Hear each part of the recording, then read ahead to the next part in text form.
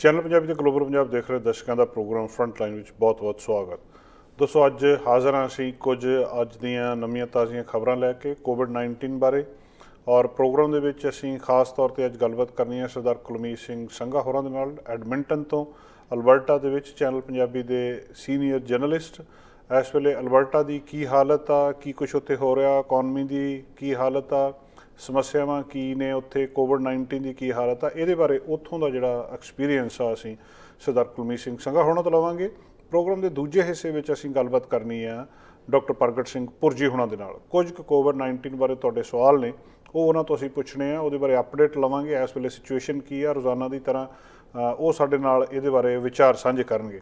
Programme ਦੇ ਆਖਰ ਦੇ ਵਿੱਚ ਇੱਕ ਤੁਹਾਡੇ ਨਾਲ ਮੈਂ ਜਿਹੜੀ ਗੱਲਬਾਤ ਕਰਨੀ ਆ ਉਹ ਇਹ ਹੈ ਕਿ ਸਾਨੂੰ ਬਹੁਤ ਸਾਰੀ ਕਨਫਿਊਜ਼ਨ ਹੈ ਇਸ ਵੇਲੇ। ਬਹੁਤ ਸਾਰੇ ਲੋਕਾਂ ਨੂੰ ਇਹ ਨਹੀਂ ਪਤਾ ਲੱਗ ਰਿਹਾ ਵੀ ਕੋਵਿਡ-19 ਘਟੂਗਾ ਕਦੋਂ, ਇਹ ਬੰਦ ਕਦੋਂ ਹੋਊਗਾ, ਇਹ ਸਿਲਸਿਲਾ ਹੈ ਕਿ ਰੋਜ਼ ਇੰਨੇ ਮਰੀਜ਼ ਆ ਜਾਂਦੇ ਆ, ਅਮਰੀਕਾ ਦੇ ਵਿੱਚ ਇੰਨੀਆਂ ਮੌਤਾਂ ਹੋ ਜਾਂਦੀਆਂ, ਇਟਲੀ ਦੇ ਵਿੱਚ ਹੁਣ ਕੀ ਬਣਿਆ, ਕੁਛ ਕਿਹੜੀਆਂ ਸਾਰਾ ਗੱਲਾਂ ਬਾਤਾਂ ਆ। ਇਹਨੂੰ ਸਮਝਣ ਦੇ ਲਈ ਕਿ ਅਸਲ ਦੇ ਵਿੱਚ ਦੁਨੀਆ ਦੇ ਵਿੱਚ ਇਸ ਵੇਲੇ ਹੋ ਕੀ ਰਿਹਾ, ਅਸੀਂ ਕਿੱਥੇ ਖੜ੍ਹੇ ਹਾਂ, ਜਿਹਦੇ ਤੋਂ ਅਸੀਂ ਅੰਦਾਜ਼ਾ ਲਾ ਸਕੀਏ ਕਿ ਇਹ ਸਾਰਾ ਕੁਛ ਕਦੋਂ ਖਤਮ ਹੋਣਾ, ਉਹਦਾ ਕੁਛ ਜਿਹੜਾ ਡਾਟਾ ਹੈ, ਕੋਈ ਸਟੈਟਸ ਆ, ਉਹ ਤੁਹਾਡੇ ਨਾਲ ਮੈਂ ਪ੍ਰੋਗਰਾਮ ਦੇ ਆਖਰ ਦੇ ਵਿੱਚ ਥੋੜ੍ਹੇ ਜਿਹੇ ਸਮੇਂ ਵਿੱਚ ਜ਼ਰੂਰ ਸਾਂਝੇ ਕਰਾਂਗਾ। ਪ੍ਰੋਗਰਾਮ ਦੇ ਸ਼ੁਰੂ ਵਿੱਚ ਅਸੀਂ ਸ਼ੁਰੂਆਤ ਕਰਦੇ ਹਾਂ ਸਰਦਾਰ ਕੁਲਮੀਤ ਸਿੰਘ ਸੰਘਾ ਹੋਰਾਂ ਦੇ ਨਾਲ।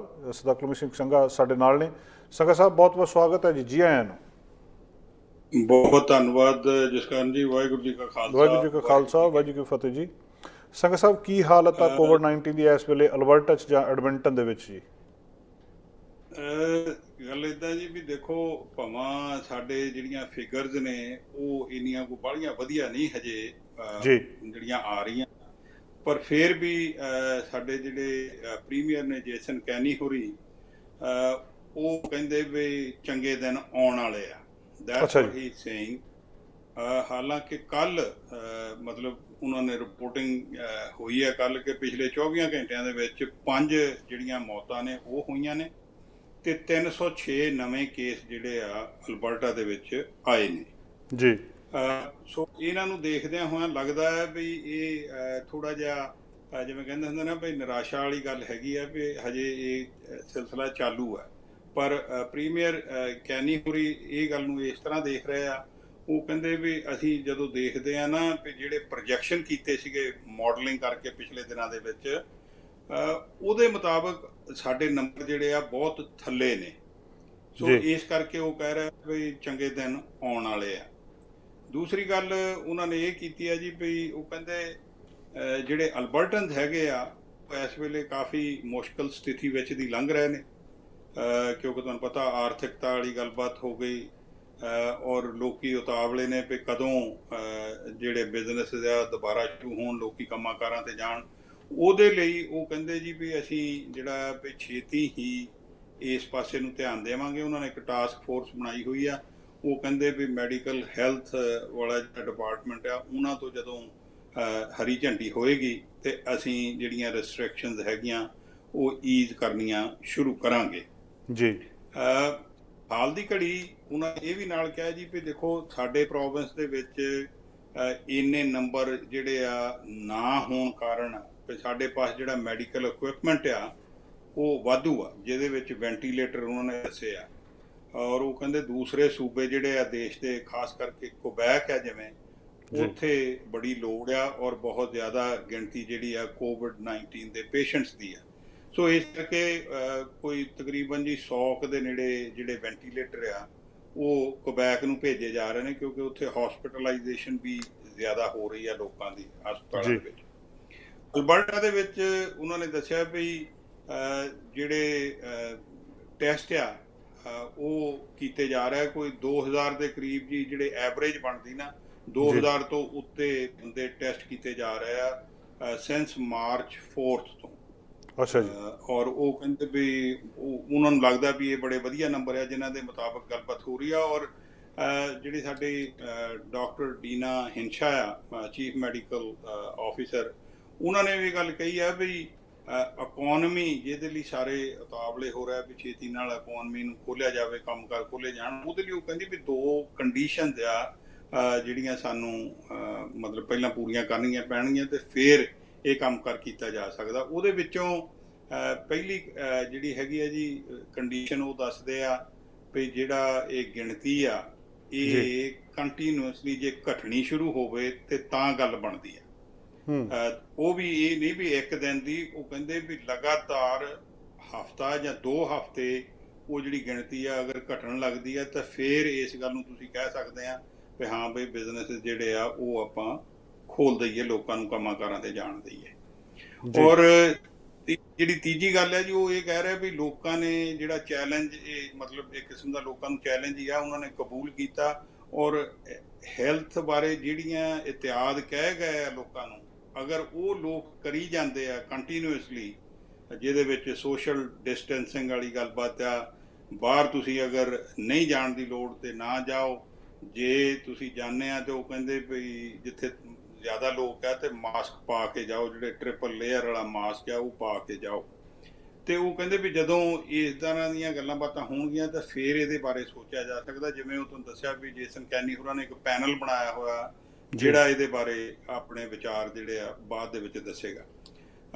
ਇੱਕ ਸਾਡੇ ਜਿਹੜਾ ਐਬੋਰੀਜਨਲ ਕੇਸ ਆਇਆ ਹੈਗਾ, ਪਹਿਲਾ ਕੇਸ ਆਇਆ, ਉਹ ਇਥੋਂ ਦੂਰ ਹੈ, ਹਾਈ ਪ੍ਰੇਰੀ ਨਾਂ ਦਾ ਟਾਊਨ ਹੈ ਜਿੱਥੇ ਉਹਨਾਂ ਦਾ ਕੇਸ ਆਇਆ, ਹਾਈ ਪ੍ਰੇਰੀ ਦੇ ਨੇੜੇ। ਔਰ ਉਹ ਵੀ ਡਾਕਟਰ ਹਿੰਸ਼ਾ ਨੇ ਕਿਹਾ ਵੀ ਉਹ ਲੋਕ ਬੜੇ ਵਧੀਆ ਢੰਗ ਤਰੀਕੇ ਨਾਲ ਉਸ ਗੱਲਬਾਤ ਨੂੰ ਹੈਂਡਲ ਕਰ ਰਹੇ ਨੇ। ਇੱਕ ਵਿਅਕਤੀ ਜਿਹੜਾ ਸ਼ਹਿਰੋਂ ਬਾਹਰ ਕਿਤੇ ਉੱਥੋਂ ਟਾਊਨ ਤੋਂ ਗਿਆ ਸੀ ਜਾਂ ਰਿਜ਼ਰਵ ਤੋਂ, ਤੇ ਉਹ ਉੱਥੇ ਪੋਜ਼ਿਟਿਵ ਆਇਆ, ਪਰ ਉਹਨੂੰ ਕਹਿੰਦੇ ਬੜੇ ਵਧੀਆ ਢੰਗ ਨਾਲ ਉਹ ਹੈਂਡਲ ਕਰ ਲੈਣਗੇ, ਇਹ ਮਹਿਸੂਸ ਕੀਤਾ ਜਾ ਰਿਹਾ ਇਸ ਵੇਲੇ।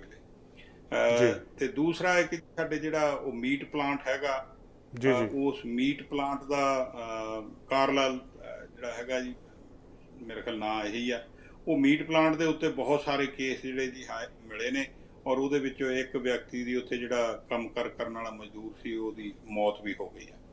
ਤੇ ਇਹ ਹਾਲਾਤ ਨੇ ਜੀ ਕੋਵਿਡ-19 ਦੇ। ਬਾਕੀ ਲੋਕ ਜਿਹੜੇ ਨੇ ਹਜੇ, ਕਿਉਂਕਿ ਥੋੜਾ ਮੌਸਮ ਵੀ ਪਹਿਲਾਂ ਨਾਲੋਂ ਚੰਗਾ ਹੋਇਆ ਤੇ ਤੁਹਾਨੂੰ ਪਤਾ ਘਰਾਂ ਦੇ ਵਿੱਚ ਬੈਠਣਾ ਲੋਕਾਂ ਲਈ ਔਖਾ ਹੋਇਆ ਸੀਗਾ, ਲੋਕੀ ਆਪਣਾ ਡਿਸਟੈਂਸ ਬਣਾ ਕੇ ਜਾਂ ਦੂਰ ਨੇੜੇ ਇੱਕ ਦੂਸਰੇ ਦੇ ਨੇੜੇ ਨਹੀਂ ਜਾਂਦੇ, ਦੂਰ ਦੂਰ ਲੰਘ ਜਾਂਦੇ ਨੇ। ਤੇ ਲੋਕਾਂ ਨੇ ਬਾਹਰ ਪਾਰਕ ਵਗੈਰਾ ਜਾਣ ਦਾ ਜਾਂ ਜਿਵੇਂ ਸਾਈਡ ਵਾਕ ਵਗੈਰਾ ਤੇ ਵਾਕ ਕਰਨ ਦਾ ਜਿਹੜਾ ਕੰਮ ਕਰ ਆ ਲੋਕਾਂ ਨੇ ਆਰੰਭਿਆ। ਲੋਕੀ ਥੋੜੇ ਜਿਹੇ ਸਕਿਆਈ ਮਹਿਸੂਸ ਕਰ ਰਹੇ ਨੇ। ਸੋ ਇਹ ਤਾਂ ਸੀ ਜੀ ਕੋਵਿਡ-19 ਦੇ ਮਸਲੇ ਦੇ ਨਾਲ ਰਿਲੇਟਡ ਗੱਲਬਾਤ। ਪਰ ਇਹਦਾ ਜਿਹੜਾ ਅਸਰ ਸਾਡੀ ਆਰਥਿਕਤਾ ਤੇ ਪੈ ਰਿਹਾ ਉਹ ਬਹੁਤ ਭੈੜਾ ਹੈ ਜੀ। ਉਹਦੇ ਵਿੱਚ ਜਿਵੇਂ ਤੁਸੀਂ ਦੇਖਿਆ ਪਿਛਲੇ ਦਿਨਾਂ ਦੇ ਵਿੱਚ ਜਿਹੜੇ ਤੇਲ ਦੇ ਭਾਅ ਨੇ ਉਹ ਨੈਗੇਟਿਵ ਚਲੇ ਗਏ ਨੇ ਜੀ। ਔਰ ਉਹਦੇ ਨਾਲ ਸਾਡੇ ਜਿਹੜੇ ਆਇਲ ਪ੍ਰੋਡਿਊਸਿੰਗ ਕੰਪਨੀਜ਼ ਹੈਗੀਆਂ ਉਹਨਾਂ ਨੂੰ ਬਹੁਤ ਵੱਡਾ ਘਾਟਾ ਪੈ ਰਿਹਾ। ਔਰ ਉਹਦੇ ਤੇ ਚਿੰਤਤ ਹੋਈ ਹੈ ਸਰਕਾਰ ਵੀ। ਹੁਣ ਤਰ੍ਹਾਂ ਦੇ ਜਿਹੜੇ ਜੀ ਲੋਕਾਂ ਵੱਲੋਂ ਸੁਝਾਅ ਆ ਰਹੇ ਨੇ। ਬ੍ਰਾਇਨ ਜੀਨ ਜਿਹੜੇ ਇਹਨਾਂ ਦੇ ਨਾਲ ਪਹਿਲਾਂ ਮਤਲਬ ਇਲੈਕਸ਼ਨ ਲੜ ਰਹੇ ਸੀ, ਇਹਨਾਂ ਦੇ ਖਿਲਾਫ ਲੀਡਰਸ਼ਿਪ ਲਈ ਜੇਸਨ ਕੈਨੀ ਹੋਰਾਂ ਦੇ, ਉਹਨਾਂ ਦਾ ਅੱਜ ਇੱਕ ਆਰਟੀਕਲ ਆਇਆ ਕਿ ਅਲਬਰਟਾ ਨੂੰ ਜਿਹੜੇ ਆ ਵੱਡੇ ਰੈਜ਼ਰਵੋਇਰ ਜਿਹੜੇ ਆ ਬਣਾਉਣੇ ਚਾਹੀਦੇ ਨੇ। ਕਾਰਨ ਉਹਦਾ ਇਹੀ ਬਣਿਆ ਜੀ ਵੀ ਜਿਹੜਾ ਆਇਲ ਦਾ ਗਲਾਟਾ ਆ ਨਾ ਦੁਨੀਆ ਭਰ ਦੇ ਵਿੱਚ, ਉਹਨੂੰ ਹੁਣ ਆਇਲ ਨੂੰ ਕਿਤੇ ਸਟੋਰ ਕਰਨ ਨੂੰ ਵੀ ਥਾਂ ਨਹੀਂਗਾ ਹੈ। ਸੋ ਇਸ ਕਰਕੇ ਉਹ ਤੇਲ ਜੇ ਉਹ ਪਲਾਂਟ ਬੰਦ ਕਰਦੇ ਆ ਜੀ, ਉਹਨਾਂ ਨੂੰ ਮੁੜ ਕੇ ਸਟਾਰਟ ਕਰਨਾ ਬੜਾ ਔਖਾ ਹੁੰਦਾ ਹੈ, ਟਾਈਮ ਲੱਗਦਾ। ਮਤਲਬ ਉਹਨੂੰ ਸਟਾਰਟ ਕਰਨ ਲਈ ਟਾਈਮ ਵੀ ਬਹੁਤ ਲੱਗਦਾ ਔਰ ਨੁਕਸਾਨ ਹੁੰਦਾ। ਸੋ ਉਹਦੇ ਲਈ ਉਹ ਥੋੜੇ ਪ੍ਰੋਡਕਸ਼ਨ ਕਰਦੇ ਰਹਿਣ, ਚੱਲਦੇ ਰੱਖਣ। ਉਹਦੇ ਲਈ ਉਹ ਸੁਝਾਅ ਦੇ ਰਿਹਾ ਜੀ ਵੀ ਬਹੁਤ ਵੱਡੇ ਜਿਹੜੇ ਰੈਜ਼ਰਵਾਇਰ ਆ ਨਾ, ਤਾਂ ਕਿ ਤੇਲ ਨੂੰ ਸਾਂਭਿਆ ਜਾ ਸਕੇ, ਉਹ ਸਾਨੂੰ ਬਣਾਉਣੇ ਚਾਹੀਦੇ ਨੇ। ਪਰ ਦੇਖੋ ਜੀ ਹੁਣ ਉਹ ਲੌਂਗ ਟਰਮ ਵਾਲੀ ਗੱਲਬਾਤ ਹੈਗੀ ਆ। ਔਰ ਲੌਂਗ ਟਰਮ ਦੀ ਹੀ ਦੂਸਰੀ ਗੱਲ ਹੈ ਕਿ ਇਕੋਨਮੀ ਨੂੰ ਕਿਸੇ ਨਾ ਕਿਸੇ ਤਰੀਕੇ ਦੇ ਨਾਲ ਡਾਈਵਰਸੀਫਾਈ ਕੀਤਾ ਜਾਵੇ। ਸੋ ਫਾਰ ਅਸੀਂ 25-30% ਜੀ ਜਿਹੜਾ ਸਾਡਾ ਹੈਗਾ ਰੈਵਨਿਊ ਪ੍ਰੋਵਿੰਸ ਦਾ, ਉਹ ਐਨਰਜੀ ਸੈਕਟਰ ਤੋਂ ਆਉਂਦਾ ਹੈਗਾ। ਬਿਲਕੁਲ। ਔਰ ਬਹੁਤ ਸਾਰੀਆਂ ਜੌਬ ਜਿਹੜੀਆਂ ਨੇ ਉਹ ਡਿਪੈਂਡ ਕਰਦੀਆਂ ਨੇ ਇਸੇ ਸੈਕਟਰ ਦੇ ਉੱਤੇ। ਸੋ ਇਹ ਹਾਲਾਤ ਹੈ ਜੀ ਸਾਡੇ ਇਸ ਵੇਲੇ ਜਿਹੜੇ ਆਰਥਿਕਤਾ ਦੇ। ਹੋਰ ਕੀ ਮਸਲਾ ਚੱਲ ਰਿਹਾ ਇਸ ਵੇਲੇ ਐਡਮਿੰਟਨ ਦੇ ਵਿੱਚ ਜੀ ਜਾਂ ਅਲਬਰਟਾ ਦੇ ਵਿੱਚ? ਦੇਖੋ ਜੀ ਗੱਲ ਇੱਦਾਂ ਹੈ ਵੀ ਸਾਡੇ ਪ੍ਰੀਮੀਅਰ ਜੇਸਨ ਕੈਨੀ ਹੋਰਾਂ ਵੱਲੋਂ ਨਾ ਪਿੱਛੇ ਜਿਹੇ ਕੀ ਕੀਤਾ ਗਿਆ ਸੀਗਾ ਵੀ ਇਹਨਾਂ ਨੇ ਇੱਕ ਬਿੱਲ ਲਿਆਂਦਾ ਜਿਹਦੇ 'ਚ ਕੀ ਕਰ ਰਿਹਾ ਹੈ ਵੀ ਜਿਹੜੀਆਂ ਇੱਥੋਂ ਦੇ EMPLOYEES ਹੈਗੇ ਆ, ਖਾਸ ਕਰਕੇ ਜਿਹੜੇ ਸਰਕਾਰੀ EMPLOYEES ਆ, ਮਿਊਨਿਸਪਲ EMPLOYEES ਹੈਗੇ ਆ, ਉਹਨਾਂ ਦੇ ਜਿਹੜੇ ਪੈਨਸ਼ਨ ਵਾਲੇ ਫੰਡ ਆ ਜੀ, ਉਹ ਇਹ ਆਪਣੇ ਕੰਟਰੋਲ ਥੱਲੇ ਲਿਆਉਣਾ ਚਾਹੁੰਦੇ ਨੇ ਜਾਂ ਇਹਨਾਂ ਨੇ ਲੈ ਆਂਦੇ ਨੇ। ਔਰ ਉਹਦੀ ਖਬਰ ਕੱਲ ਪਰਸੋਂ ਹੀ ਆਈ ਆ ਕਿ $4 ਬਿਲੀਅਨ ਦਾ ਜੀ ਉਸ ਫੰਡ ਨੂੰ ਘਾਟਾ ਪਿਆ।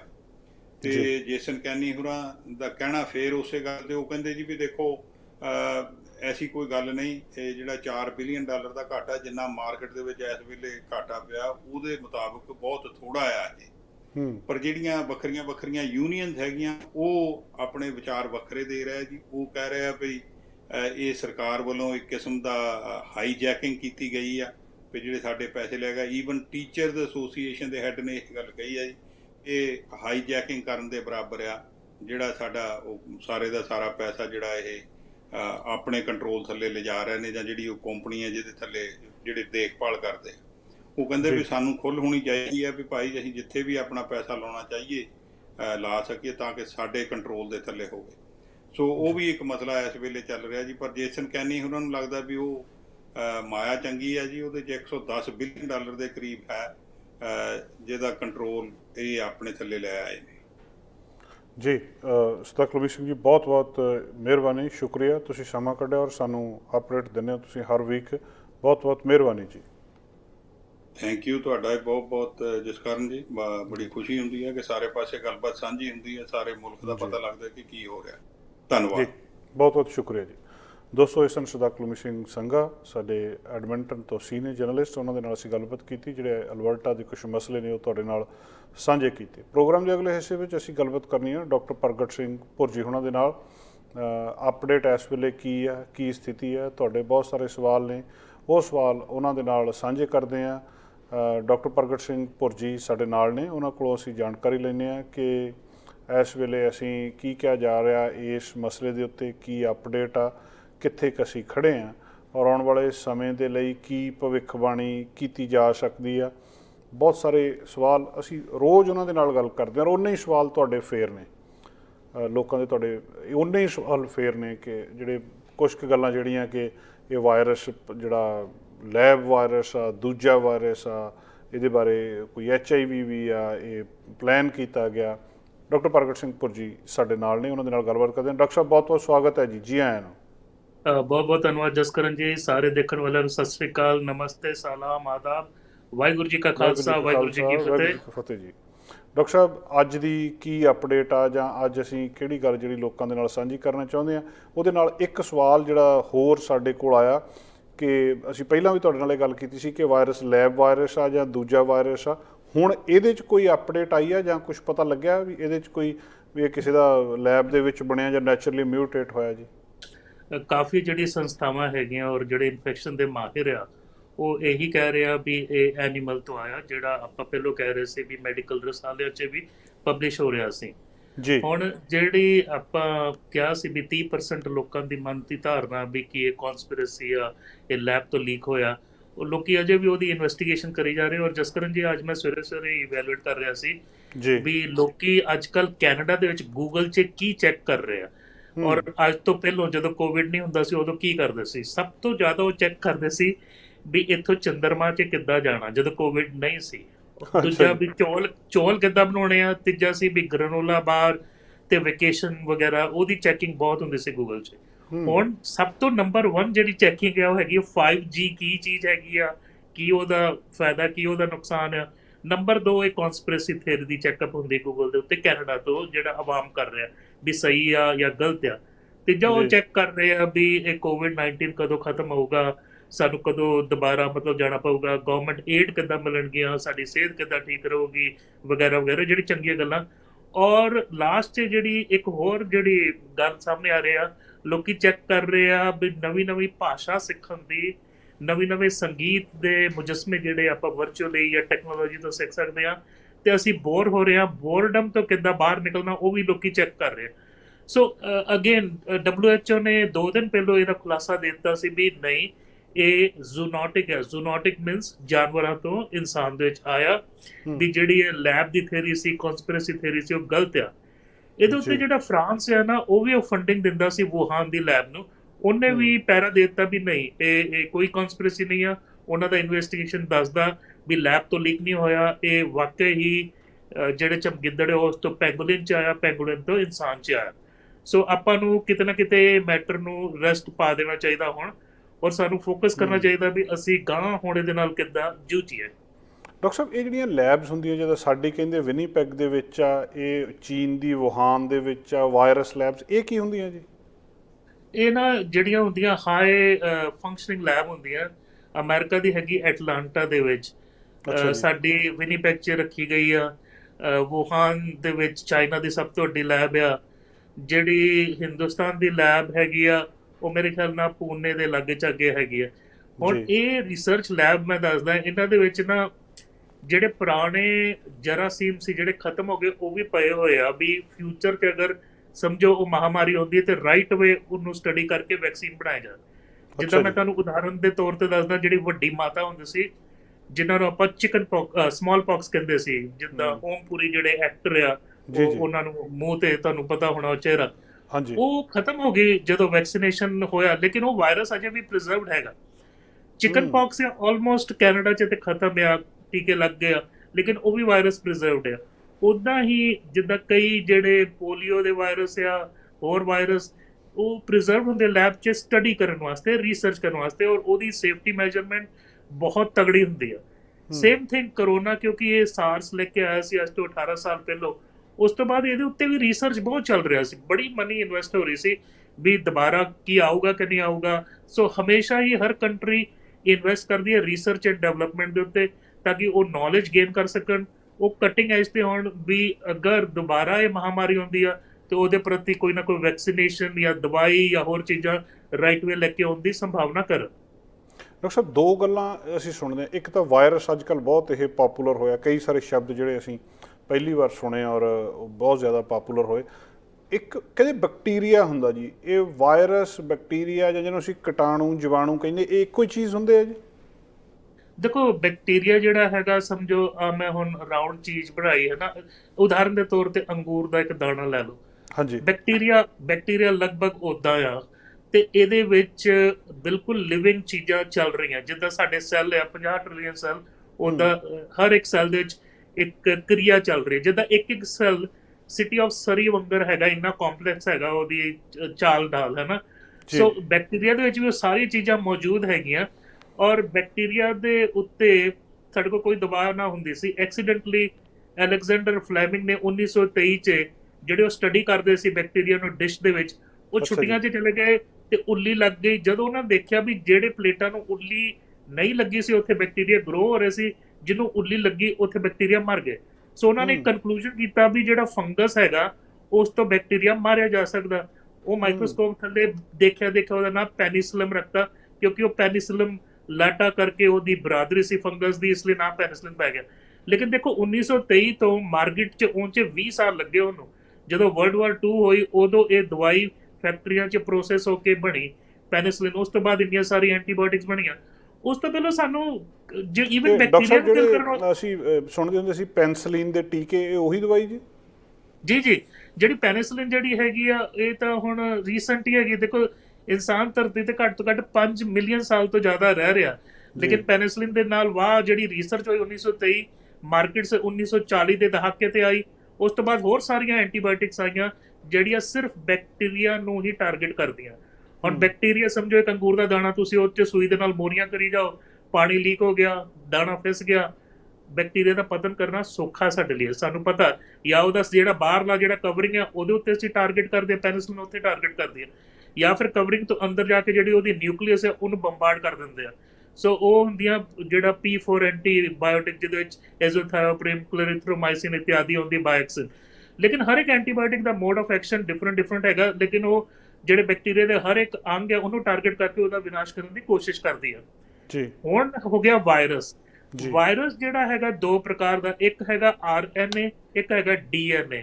ਔਰ ਇਹ ਇਨਰਟ ਮੀਨਸ ਇਹਦਾ ਆਪਣਾ ਕੋਈ ਵਜੂਦ ਨਹੀਂ। ਇੱਕ ਛੋਟਾ ਪੀਸ ਲੈ ਲਓ ਜਾਂ ਇੱਕ ਮਟੀਰੀਅਲ ਹੈਗਾ ਜਿਹੜਾ ਨੇਚਰ 'ਚ ਪਿਆ ਆ, ਉਹਨੂੰ ਜਾਂ ਜਾਨਵਰ ਚਾਹੀਦਾ, ਜਾਂ ਪੰਛੀ ਚਾਹੀਦਾ, ਜਾਂ ਮੱਛੀ ਚਾਹੀਦੀ ਆ, ਜਾਂ ਦਰਖਤ ਚਾਹੀਦਾ, ਜਾਂ ਇਨਸਾਨ ਚਾਹੀਦਾ ਮਲਟੀਪਲਾਈ ਹੋਣ ਵਾਸਤੇ।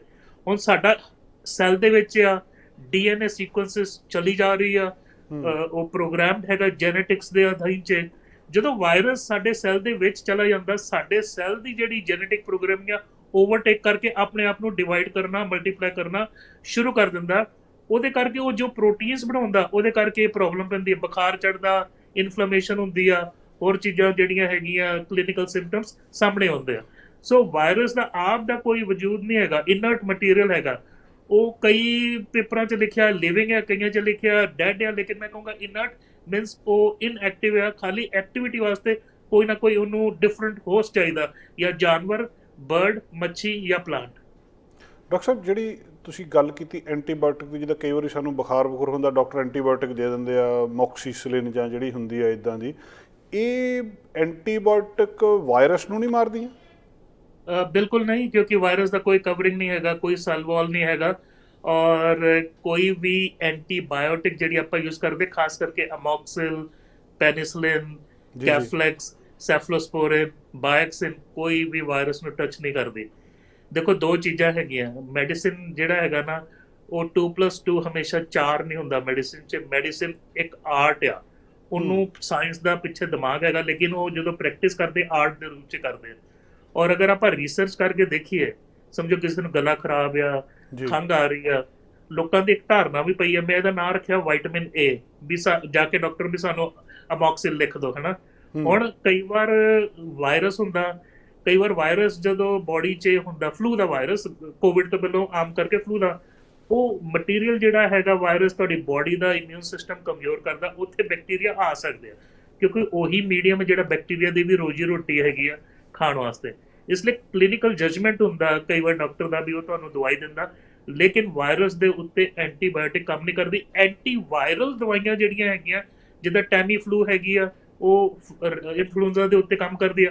ਉੱਦਾਂ ਅਸੀਂ ਕੋਸ਼ਿਸ਼ ਕਰ ਰਹੇ ਹਾਂ ਵੀ ਜਿਹੜਾ ਕੋਵਿਡ ਆ ਉਹਦੇ ਉੱਤੇ ਵੀ ਕੋਈ ਨਾ ਕੋਈ ਦਵਾਈ ਬਾਹਰ ਲੈ ਕੇ ਆਉਣ ਦੀ। ਅਜੇ ਜਿਹੜੇ ਕਲੀਨਿਕਲ ਟ੍ਰਾਇਲਸ ਆ ਉਹਦੇ ਉੱਤੇ ਕੋਈ ਵੀ ਸਾਨੂੰ ਸਕਸੈਸ ਨਹੀਂ ਮਿਲ ਰਹੀ। ਥੋੜੀ ਬਹੁਤ ਰੈਮਡੇਸਿਵਿਰ ਕਰਕੇ, REMDESEVIR, ਉਹ ਦਵਾਈ ਇਬੋਲਾ ਵਾਸਤੇ ਤਿਆਰ ਕੀਤੀ ਗਈ ਸੀ, ਉੱਥੇ ਥੋੜੀ ਬਹੁਤ ਸਕਸੈਸ ਆ ਰਹੀ ਹੈ 1-2 ਸਟੱਡੀਜ਼ ਤੋਂ, ਲੇਕਿਨ ਉਹ ਸਟੈਂਡਰਡ ਆਫ ਕੇਅਰ ਅਜੇ ਨਹੀਂ ਬਣਿਆ।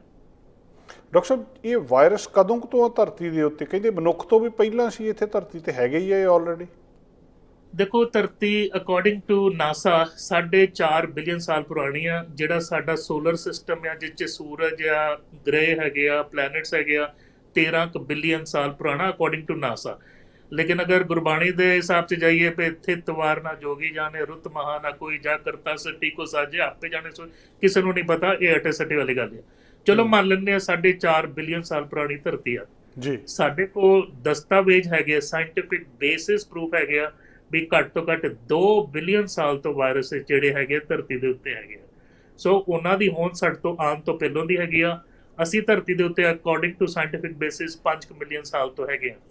ਜਿੰਨੇ ਕੁ ਗੈਲੈਕਸੀ 'ਚ ਤਾਰੇ ਹੈਗੇ ਆ, ਗ੍ਰਹਿ ਨਛੱਤਰ ਹੈਗੇ ਆ, ਉਸ ਤੋਂ ਜ਼ਿਆਦਾ ਵਾਇਰਸਿਸ ਹੈਗੇ ਆ। ਬਹੁਤ ਵਾਇਰਸ ਜਿਹੜੇ ਇਨਰਟ ਹੈ, ਤੁਹਾਨੂੰ ਕੁਛ ਨਹੀਂ ਕਰਦੇ, ਤੁਹਾਡੀ ਬੋਡੀ 'ਚ ਜਾ ਕੇ ਨਿਕਲ ਜਾਂਦੇ ਆ। ਕੁਛ ਵਾਇਰਸ ਤੁਹਾਨੂੰ ਤੰਗ ਕਰਦੇ ਆ, ਜਿਹਦੇ ਵਿੱਚ ਹੁਣ ਕੋਵਿਡ ਦਾ ਜਿਹੜਾ ਹੈਗਾ ਸਿਲਸਿਲਾ ਪੈ ਰਿਹਾ। ਕਈ ਵਾਇਰਸ ਜਿਹੜੇ ਹੈਗੇ ਨਾ ਗਲੇਸ਼ੀਅਰ ਥੱਲੇ ਵੀ ਦੱਬੇ ਹੋਏ ਆ, ਕਈ ਬੈਕਟੀਰੀਆ ਵਾਇਰਸ, ਕਿਉਂਕਿ ਸਨੋ ਪੈਂਦੀ ਰਹੀ। ਜਦੋਂ ਹੁਣ ਗਲੋਬਲ ਵਾਰਮਿੰਗ ਹੋ ਰਹੀ ਆ, ਧਰਤੀ ਦੇ ਗਲੇਸ਼ੀਅਰ ਜਿਹੜੇ ਮੈਲਟ ਹੋ ਰਹੇ ਆ, ਉਹ ਵੀ ਜਿਹੜੇ ਵਾਇਰਸਿਸ ਬੈਕਟੀਰੀਆ ਉਹ ਵੀ ਐਕਟਿਵ ਹੋਣਗੇ। ਔਰ ਉਹ ਸਾਡੇ ਅੱਜ ਦੇ ਪਨੀਰੀ ਨੇ ਕਦੀ ਨਹੀਂ ਦੇਖੇ। Maybe millions of year ਪੁਰਾਣੇ ਜਿਹੜੇ ਹੈਗੇ ਆ ਉਹ ਤੁਰੇ ਫਿਰਦੇ ਆ। ਸੋ ਕਈ ਚੀਜ਼ਾਂ ਜਿਹੜੀਆਂ ਸਾਨੂੰ ਨਹੀਂ ਪਤਾ ਹੁੰਦੀਆਂ। ਔਰ ਮਹਾਰਾਜ ਸੁਖਮਨੀ ਸਾਹਿਬ 'ਚ ਵੀ ਖੁਦ ਕਹਿੰਦੇ, 5ਵੇਂ ਨਾਨਕ ਸ਼੍ਰੀ ਗੁਰੂ ਅਰਜਨ ਦੇਵ ਜੀ, ਕਈ ਬਾਰ ਪਸਰਿਓ ਪਸਾਰਾ, ਵੀ ਇਹ ਤੇ ਸ੍ਰਿਸ਼ਟੀ ਦਾ ਨਿਯਮ ਆ ਵੀ ਗਰੋਥ ਹੁੰਦੀ ਆ। ਆਈਸਾਈਜ਼ ਤੁਸੀਂ ਦੇਖੋ, ਮੂਵੀ ਦੇਖਣੀ ਹੈ ਦੇਖ ਲਓ, ਕਾਰਟੂਨ 'ਚ ਵੀ ਹੈਗੀ ਹੈ, ਲੇਕਿਨ ਉਹ ਐਕਸਪਲੇਨ ਉਹਨਾਂ ਨੇ ਬਿਲਕੁਲ ਸਹੀ ਕੀਤਾ। 10,000 ਸਾਲ ਬਾਅਦ ਜਿਹੜੀ ਸ੍ਰਿਸ਼ਟੀ ਆ ਉਹਦੇ ਬਰਫ਼ ਹੋ ਜਾਂਦੀ ਆ, ਫਿਰ ਹੌਲੀ ਹੌਲੀ 10,000 ਸਾਲ ਬਾਅਦ ਪਿਘਲ ਕੇ ਪਾਣੀ ਇਕੱਠਾ ਹੋਣਾ ਸ਼ੁਰੂ ਹੋ ਜਾਂਦਾ, ਫਿਰ ਉਹ ਕੋਲਡ ਹੋ ਜਾਂਦੀ ਆ, ਫਿਰ ਵਾਰਮ ਹੋ ਜਾਂਦੀ ਆ। ਜਿਹੜਾ ਹੁਣ ਗਲੋਬਲ ਵਾਰਮਿੰਗ ਕਹਿ ਰਹੇ ਆ, ਉਹ ਵੀ ਉਹਦਾ ਇੱਕ ਹਿੱਸਾ ਹੀ ਆ ਵੀ ਵਾਰਮ ਹੁੰਦੀ ਸਾਰੇ ਗਲੇਸ਼ੀਅਰ ਮੈਲਟ ਹੋ ਜਾਣੇ ਆ। ਉਹਦੇ ਬਾਅਦ ਪਾਣੀ ਦਾ ਲੈਵਲ ਜਿਹੜਾ ਹੈਗਾ ਸਮੁੰਦਰ 'ਚ ਵੱਧ ਜਾਣਾ, ਕਿਉਂਕਿ ਜਿਹੜੀ ਬਰਫ਼ ਆ ਮੈਲਟ ਹੋ ਕੇ ਸਮੁੰਦਰ 'ਚ ਜਾਣਾ ਪਾਣੀ। ਹੁਣ ਤੁਸੀਂ ਗੁਜਰਾਤ ਦੇ ਲਾਗੇ ਦੇਖੋ, ਜਿਹੜੀ ਬਾਣੀ 'ਚ ਹੁੰਦੀ ਆ ਵੀ ਦਵਾਰਕਾ ਨਗਰੀ ਕਾਹੇ ਕੇ ਮਗੋਲ, ਤੇ ਉਹ ਭਗਤ ਨਾਮਦੇਵ ਜੀ ਜਿਹੜੀ ਦਵਾਰਕਾ ਨਗਰੀ ਆ ਉਹ ਐਕਚੁਅਲੀ ਪਾਣੀ 'ਚ ਸਬਮਰਜਡ ਆ, ਜਿੱਥੇ ਕ੍ਰਿਸ਼ਨ ਦੀ ਰਾਜਧਾਨੀ ਹੁੰਦੀ ਸੀ। ਸੋ ਇਹ ਸਾਰੇ ਦਸਤਾਵੇਜ਼ ਜਿਉਂ ਆਪਾਂ ਰਿਸਰਚ ਕਰ ਰਹੇ ਹਾਂ ਪਤਾ ਲੱਗ ਰਿਹਾ। ਤੁਸੀਂ ਅਗਰ ਨਾਸਾ ਤੋਂ ਦੇਖੋ, ਅੱਜ ਵੀ ਗੂਗਲ 'ਚ ਦੇਖ ਲਿਓ, ਜਿਹੜਾ ਟਿਪ ਆਫ ਹਿੰਦੁਸਤਾਨ ਆ, ਉੱਥੋਂ ਦੀ ਸ਼੍ਰੀਲੰਕਾ 'ਚ ਇੱਕ ਛੋਟਾ ਬ੍ਰਿਜ ਨਜ਼ਰ ਆਉਂਦਾ ਪਾਣੀ ਦੇ ਥੱਲੇ, ਉਹਨੂੰ ਕਹਿੰਦੇ ਰਾਮ ਸੇਤੂ ਬ੍ਰਿਜ। ਔਰ ਨਾਸਾ ਇਹ ਵੀ ਦੱਸ ਰਹੀ ਹੈ ਵੀ ਉਹ ਬ੍ਰਿਜ ਮੈਨ ਮੇਡ ਆ, ਉਹ ਕੁਦਰਤੀ ਨਹੀਂ ਬਣਿਆ ਹੋਇਆ। ਕਈ ਬ੍ਰਿਜ ਕੁਦਰਤੀ ਬਣੇ ਹੁੰਦੇ ਆ। ਸੋ ਇਹ ਸਾਰੀਆਂ ਜਿਹੜੀਆਂ ਗੱਲਾਂ ਕਿਤੇ ਨਾ ਕਿਤੇ ਸਾਨੂੰ ਦੱਸਦੀਆਂ ਵੀ ਸ੍ਰਿਸ਼ਟੀ ਦੇ ਵਿੱਚ ਬੜਾ ਕੁਝ ਹੁੰਦਾ ਹੈ ਤੇ ਬੜਾ ਕੁਝ ਹੁੰਦਾ ਆਇਆ, ਹੁੰਦਾ ਰਹੇਗਾ। ਡਾਕਟਰ ਸਾਹਿਬ, ਜਿਹੜਾ ਇੱਕ ਕਹਿੰਦੇ ਇਹਦੇ ਬਾਰੇ ਇਹ ਨਹੀਂ ਪਤਾ ਲੱਗਦਾ ਵੀ ਜਿੱਦਾਂ ਦੁਨੀਆ ਦੇ ਵਿੱਚ ਦੋ ਚੀਜ਼ਾਂ ਨੂੰ ਵੰਡ ਲੈਂਦੇ ਵੀ ਆਹ ਚੀਜ਼ਾਂ ਜਿਉਂਦੀਆਂ ਲਿਵਿੰਗ ਆ, ਆਹ ਨੌਨ ਲਿਵਿੰਗ ਆ, ਵੀ ਵਾਇਰਸ ਦਾ ਕਹਿੰਦੇ ਹਜੇ ਤੱਕ ਇਹੀ ਰੌਲਾ ਆ ਵੀ ਇਹ ਲਿਵਿੰਗ ਆ ਜਾਂ ਨੌਨ ਲਿਵਿੰਗ ਆ।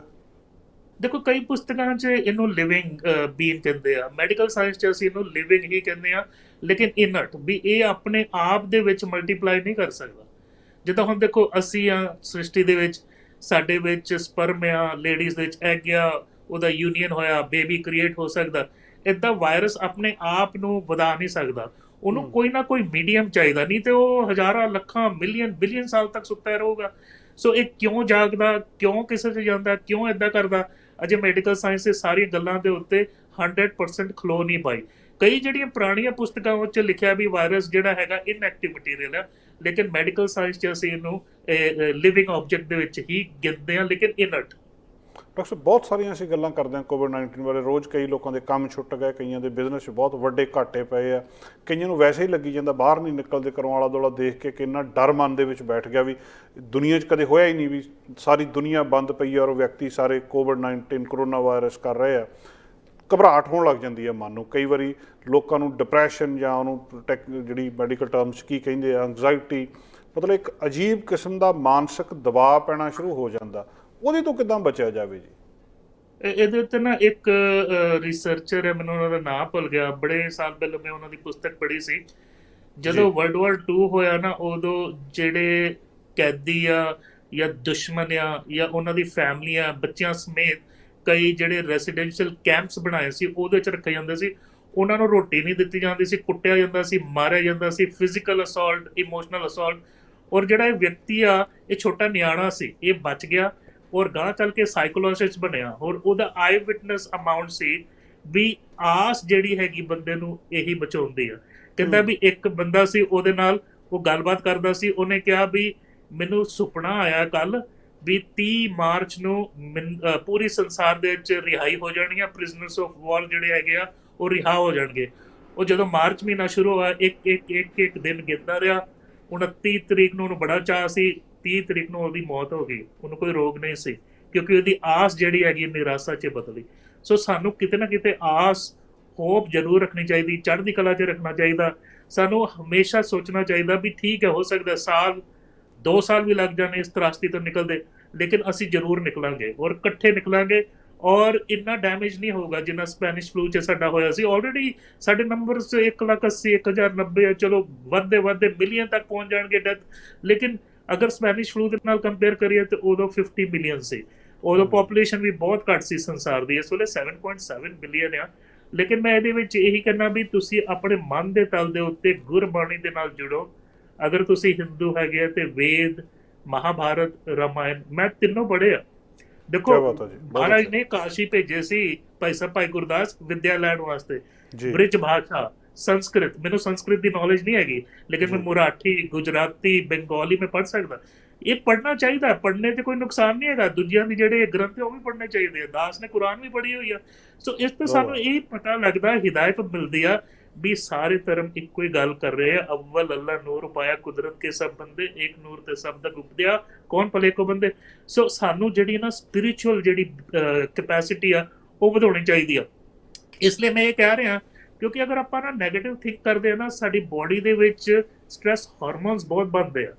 ਉਹਦੇ ਨਾਲ ਜਿਹੜਾ ਸਾਡਾ ਇਮਿਊਨ ਸਿਸਟਮ ਜਿਹੜਾ ਹੈਗਾ ਕਮਜ਼ੋਰ ਹੁੰਦਾ। ਉਹਦੇ ਨਾਲ ਅਗਰ ਕੋਵਿਡ ਜੀ ਆ ਵੀ ਗਏ ਤੇ ਸਾਡੀ ਇੰਨੀ ਡਿਫੈਂਸ ਦੀ ਤਾਕਤ ਨਹੀਂ ਰਹਿੰਦੀ ਜਿੰਨੀ ਅਗਰ ਸਮਝੋ ਅਸੀਂ ਚੜ੍ਹਦੀ ਕਲਾ 'ਚ ਰਹੀਏ, ਪੋਜ਼ਿਟਿਵਿਟੀ 'ਚ ਰਹੀਏ ਔਰ ਖੁਸ਼ੀ 'ਚ, ਖੇੜੇ 'ਚ ਰਹੀਏ। ਅਗਰ ਮਾੜਾ ਮੋਟਾ ਕੋਵਿਡ ਆ ਵੀ ਜਾਏ ਤਾਂ ਸਾਡਾ ਇਮਿਊਨ ਸਿਸਟਮ ਉਹਨੂੰ ਫਾਈਟ ਕਰਨ 'ਚ ਸਮਰੱਥ ਹੋ ਸਕਦਾ। ਆਲਰੇਡੀ ਕੈਨੇਡਾ 'ਚ 92% ਜਿਹੜੇ ਲੋਕੀ ਇਨਫੈਕਸ਼ਨ ਜਿਨ੍ਹਾਂ ਨੂੰ ਹੋਈ ਸੀ ਉਹ ਰਾਜੀ ਬਾਜੀ ਹੋਏ ਘਰਾਂ 'ਚ। ਅੱਜ ਮਾਨਯੋਗ ਪ੍ਰਧਾਨ ਮੰਤਰੀ ਕਹਿ ਰਹੇ ਆ ਵੀ ਆਪਾਂ ਟੈਸਟਿੰਗ ਜਿਹੜੀ ਹੈਗੀ ਆ ਥਰੀਸਾ ਡੈਮ ਦੇ ਨਾਲ ਮਿਲ ਕੇ 20,000 ਟੈਸਟਿੰਗ ਹੋ ਰਹੀ ਸੀ ਇੱਕ ਦਿਨ 'ਚ, ਉਹਨੂੰ 60,000 ਕਰਨ ਦੀ ਕੋਸ਼ਿਸ਼ ਕੀਤੀ ਜਾ ਰਹੀ ਆ ਵੀ ਰੈਪਿਡਲੀ ਆਪਾਂ ਟੈਸਟਿੰਗ ਕਰੀਏ, ਕਿਉਂਕਿ ਜਿੰਨੀ ਜ਼ਿਆਦਾ ਟੈਸਟਿੰਗ ਕਰਾਂਗੇ ਉਹਨਾਂ ਪਤਾ ਲੱਗੂਗਾ ਵੀ ਕਿੰਨਿਆਂ ਨੂੰ ਹੋਇਆ, ਕਿੰਨਿਆਂ ਨੂੰ ਨਹੀਂ ਹੋਇਆ। ਦੂਜੀ ਜਿਹੜੀ ਮੈਂ ਗੱਲ ਕੀਤੀ ਸੀ ਐਂਟੀਬੋਡੀ ਟੈਸਟ ਦੀ, ਵੀ ਅਗਰ ਸਾਨੂੰ ਹੁੰਦਾ ਤਾਂ ਸਾਡੀ ਬਲੱਡ 'ਚ IgM, IgG ਐਂਟੀਬੋਡੀਜ਼ ਹੁੰਦੀਆਂ, ਉਹ ਵੀ ਲੈ ਕੇ ਆਉਣ ਦੀ ਇੱਕ ਗੱਲ ਚੱਲ ਰਹੀ ਹੈ। ਆਉਣ ਵਾਲੇ 2 ਸਾਲ 'ਚ ਉਹ ਵੀ ਟੈਸਟਿੰਗ ਹੋਊਗੀ ਐਟਲੀਸਟ ਸਾਨੂੰ ਪਤਾ ਤਾਂ ਲੱਗੇਗਾ ਕਿਹਨੂੰ ਹੋਇਆ ਕਿਹਨੂੰ ਨਹੀਂ ਹੋਇਆ। ਹਰਡ ਇਮਿਊਨਿਟੀ ਜਿਹੜੀ ਹੈਗੀ ਉਹਦੇ ਬਾਰੇ ਜਾਣਕਾਰੀ ਆਊਗੀ, ਨਵੇਂ ਜਿਹੜੇ ਮੈਜਰਸ ਆ ਉਹ ਲੈ ਕੇ ਆਏ ਜਾਣਗੇ। ਅੱਜ 1.1 ਬਿਲੀਅਨ ਪ੍ਰਧਾਨ ਮੰਤਰੀ ਸਾਹਿਬ ਨੇ ਐਲਾਨ ਕੀਤਾ ਵੀ ਕੋਵਿਡ ਦੀ ਇਮਿਊਨਿਟੀ ਰਿਸਰਚ, ਵੈਕਸੀਨ ਰਿਸਰਚ ਔਰ ਨਵੀਂ ਜਿਹੜੀ ਕਾਢਾਂ ਉਹਦੇ ਉੱਤੇ। ਔਰ ਵੈਂਕੂਵਰ ਦੀ ਕੰਪਨੀ ਆ, ਉਹਦਾ ਨਾਮ ਹੈਗਾ ਨਿਓ ਸੈਨੀਟਾਈਜ਼।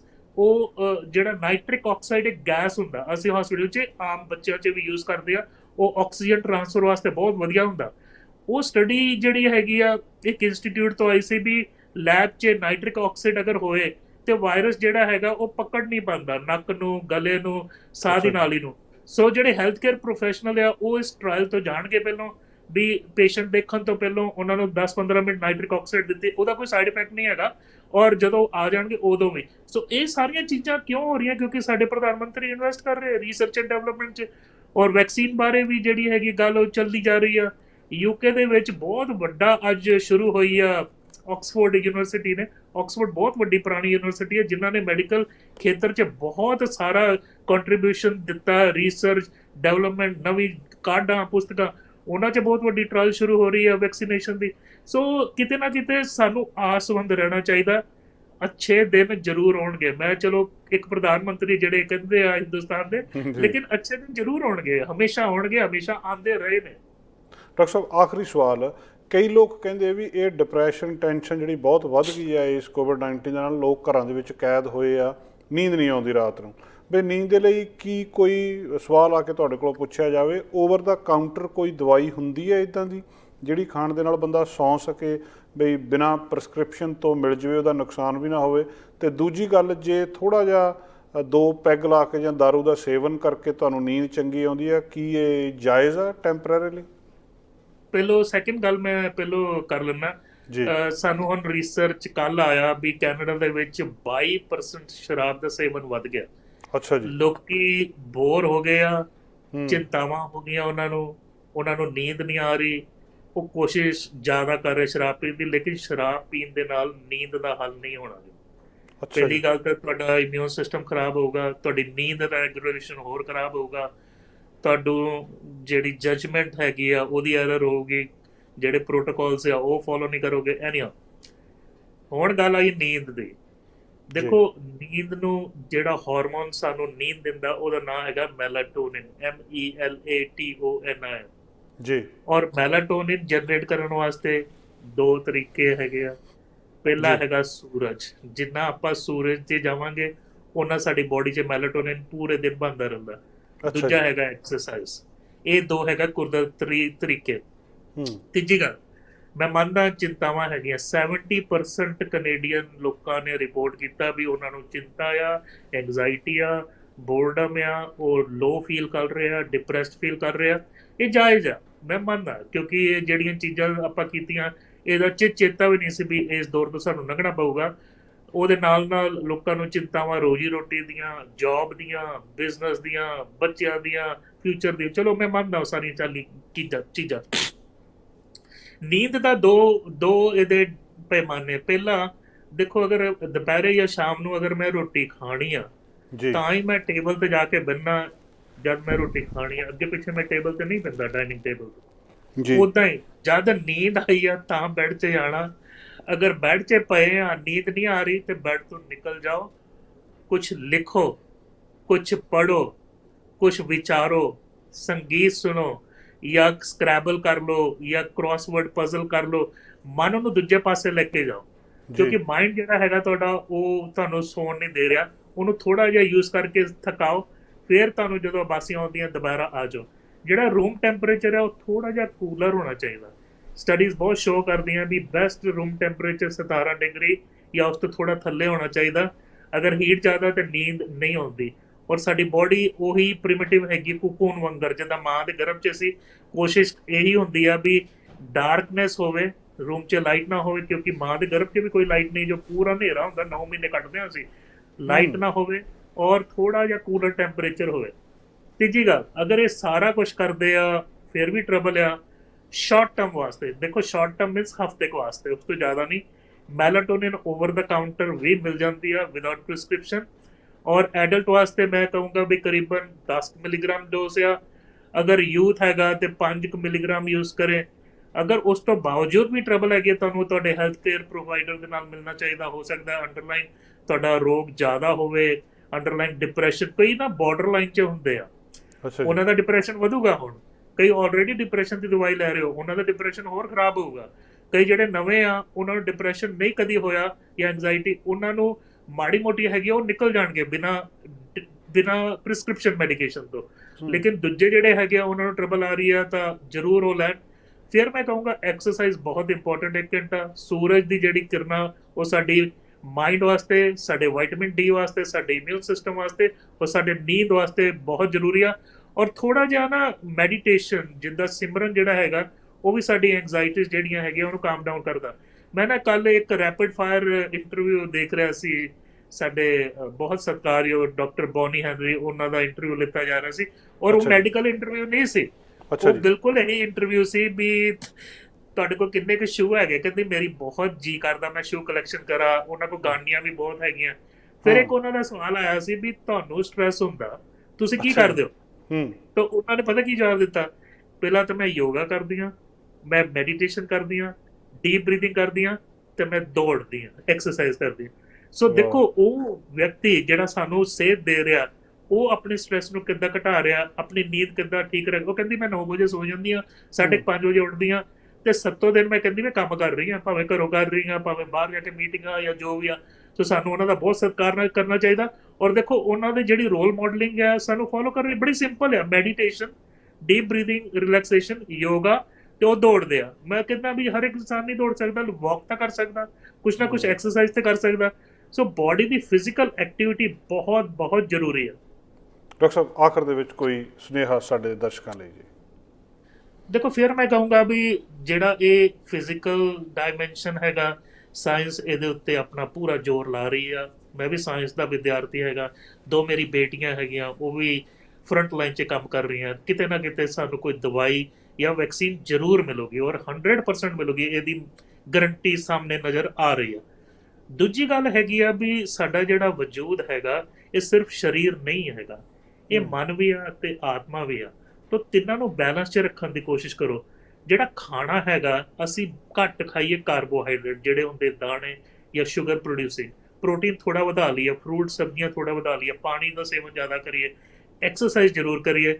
ਲੇਕਿਨ ਮੈਂ ਜ਼ਰੂਰ ਕਹੂੰਗਾ ਵੀ ਇਹ ਮੌਕਾ ਹੈਗਾ ਵੀ ਗੁਰਬਾਣੀ ਦੇ ਨਾਲ ਜੁੜਨ ਦਾ ਜਾਂ ਤੁਹਾਡੇ ਗ੍ਰੰਥਾਂ ਦੇ ਨਾਲ ਜਿਹੜੇ ਵੀ ਤੁਸੀਂ ਫੋਲੋ ਕਰਦੇ ਆ ਜਾਂ ਕੁਰਾਨ ਦੇ ਨਾਲ ਜੁੜਨ ਦਾ, ਕਿਉਂਕਿ ਅੰਦਰ ਜਿਹੜਾ ਪੀਸ ਆਫ ਮਾਈਂਡ ਆ, ਸਕੂਨ ਹੈਗਾ, ਇਹ ਇੱਥੋਂ ਹੀ ਮਿਲਣਾ। ਕਿਉਂਕਿ ਸਾਡੀ ਜਿਹੜੀ ਹੋਂਦ ਆ, ਕੀਤਾ ਪਸਾਓ ਏਕੋ ਕਵਾਓ ਤਿਸ ਤੇ ਹੋਏ ਲੱਖ ਦਰਿਆਓ, ਇਹ ਸਾਰੀ ਸ੍ਰਿਸ਼ਟੀ ਦੀ ਉਜਾਗਰ ਜਿਹੜੀ ਹੈ ਸਾਊਂਡ, ਵਾਈਬ੍ਰੇਸ਼ਨ, ਮਿਊਜ਼ਿਕ, ਧੁਨੀ ਤੋਂ ਹੋਈ ਆ। ਸ਼ਬਦ ਵੀ ਧੁਨੀ ਆ, ਸ਼ਬਦ ਔਰ ਸੁਰਤ ਦਾ ਮੇਲ ਆ। ਦੇਖੋ ਇੱਕ CD ਪਲੇਅਰ ਆ ਜਾਂ ਇੱਕ ਡਿਜੀਟਲ ਪਲੇਅਰ ਆ, ਉਹ ਵਾਹਿਗੁਰੂ ਵਾਹਿਗੁਰੂ ਵਾਹਿਗੁਰੂ ਮਸ਼ੀਨ ਤੋਂ ਕਰਾ ਜਾਏ, ਨਾ ਉਹ ਮਸ਼ੀਨ ਦਾ ਕਲਿਆਣ ਹੋਣਾ ਨਾ ਸੁਣਨ ਵਾਲੇ ਦਾ ਹੋਣਾ। ਤੁਹਾਨੂੰ ਆਪ ਕਰਨਾ ਪੈਣਾ ਵੀ ਗੁਰ ਮੰਤਰ ਲੈ ਕੇ ਆਪਣਾ ਸ਼ਬਦ ਉਹਨੂੰ ਪਹਿਲਾਂ ਉਚਾਰਨ ਕਰਕੇ ਫਿਰ ਉਹਨੂੰ ਸੁਣ ਕੇ ਉਲਟੀ ਗੰਗਾ ਜਮਨ ਚੜਾਵੇ, ਜਿਹੜੀ ਨਾ ਬੋਲ ਕੇ ਕੰਨਾਂ ਦਾ ਰਾਹੀਂ ਅੰਦਰ ਲੈ ਕੇ ਜਾਣੀ ਪੈਣੀ ਆ। ਕਬੀਰ ਸਾਹਿਬ ਦੀ ਬਾਣੀ ਆ। ਸੋ ਸੁਣਿਆ, ਮੰਨਿਆ, ਮਨ ਕੀਤਾ ਭਾਵ, ਉਹਦੇ ਨਾਲ ਪ੍ਰੇਮ, ਸ਼ਰਧਾ ਔਰ ਭਾਵਨਾ ਲੈ ਕੇ ਆਓ, ਤਾਂ ਲੋਕ ਹੋਰ ਪਰਲੋਕ ਸੁਹੇਲੇ ਹੋ ਜਾਣਗੇ। ਅਸੀਂ ਇਸ ਮਹਾਮਾਰੀ ਤੋਂ ਜ਼ਰੂਰ ਵਿਜੇ ਪਾਵਾਂਗੇ। We will triumph again, we will win. ਜੀ ਬਹੁਤ ਬਹੁਤ ਸ਼ੁਕਰੀਆ ਡਾਕਟਰ ਸਾਹਿਬ, ਮਿਹਰਬਾਨੀ, ਥੈਂਕ ਯੂ ਵੈਰੀ ਮਚ ਜੀ। ਸੋਮਵਾਰ ਤੁਹਾਡੇ ਨਾਲ ਫਿਰ ਦੁਬਾਰਾ ਅਸੀਂ ਗੱਲਬਾਤ ਕਰਾਂਗੇ। ਬਹੁਤ ਬਹੁਤ ਸ਼ੁਕਰੀਆ ਜੀ। ਦੋਸਤੋ, ਇਸ ਹਨ ਡਾਕਟਰ ਪ੍ਰਗਟ ਸਿੰਘ ਪੁਰ ਜੀ, ਉਹਨਾਂ ਦੇ ਨਾਲ ਗੱਲਬਾਤ ਕੀਤੀ। ਕੁਝ ਗੱਲਾਂ ਤੁਹਾਡੇ ਨਾਲ ਮੈਂ ਕਰਨੀਆਂ ਸੀ, ਪਰ ਮੈਨੂੰ ਲੱਗਦਾ ਡਾਕਟਰ ਪ੍ਰਗਟ ਸਿੰਘ ਪੁਰ ਜੀ ਹੋਣਾ ਤੋਂ ਬਾਅਦ ਕੋਈ ਗੱਲ ਕਰਨ ਨੂੰ ਬਚ ਨਹੀਂ ਜਾਂਦੀ। ਸੋਮਵਾਰ ਫਿਰ ਹਾਜ਼ਰ ਹੋਵਾਂਗੇ ਕੁਝ ਨਵੀਆਂ ਖਬਰਾਂ ਦੇ ਨਾਲ, ਕੁਝ ਨਵੀਆਂ ਅਪਡੇਟਸ ਲੈ ਕੇ। अलविदा दोस्तों। साडा हर एक प्रोग्राम देखण ते साडे नाल जुड़न लई सबसक्राइब करो चैनल पंजाबी ते नोटिफिकेशन लई बेल आइकन वाले बटन ते क्लिक करो।